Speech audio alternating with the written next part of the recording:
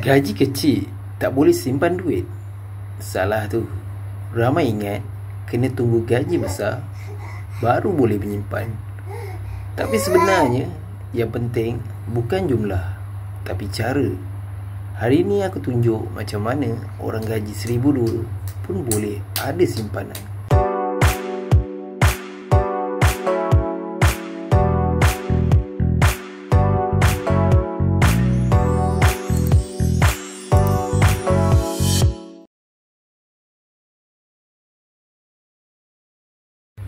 Pernah tak tiba-tiba motor rosak, kena bayar 300, tapi kau tak ada duit, akhirnya pinjam? Ini yang kita nak elak. Simpanan bukan untuk kaya dulu, tapi untuk elak panik bila kecemasan. Kalau kita tak ada backup, stres dia lain macam.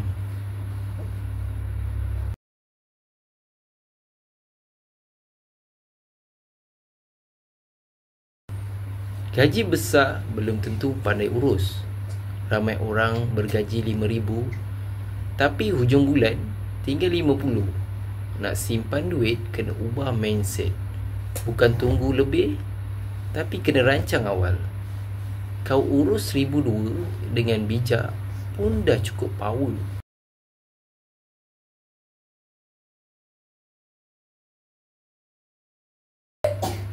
Orang biasa guna formula 50, 30, 20. Tapi kau gaji $1,200, kita ubah jadi realistik. Contoh, RM600 tu keperluan sewa, makan, 400 komitmen, pinjaman dan lain-lain, 200 simpan dan kecemasan. Kalau tak mampu 200, 50 pun dah cukup, asal konsisten.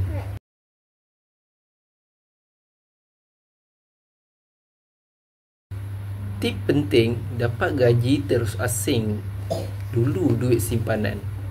Jangan tunggu hujung bulan, confirm tak jadi. Guna auto debit, masuk tabung haji atau akaun lain. RM2 sehari pun okey. Benda ni kecil, tapi kesan besar.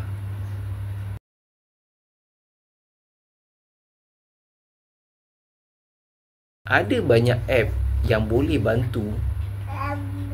MAE MyBank ada ciri tabung. Spendday, Money Lover boleh bajet ikut kategori. Tabung haji online mudah auto debit.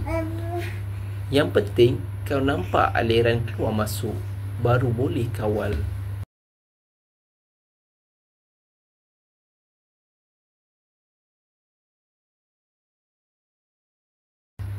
Target pertama ada simpanan 3 bulan gaji. Kalau gaji $1,200, simpan $3,600.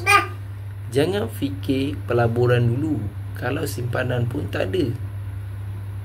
Duit ni untuk kecemasan, jatuh sakit, hilang kerja atau kena bantu keluarga.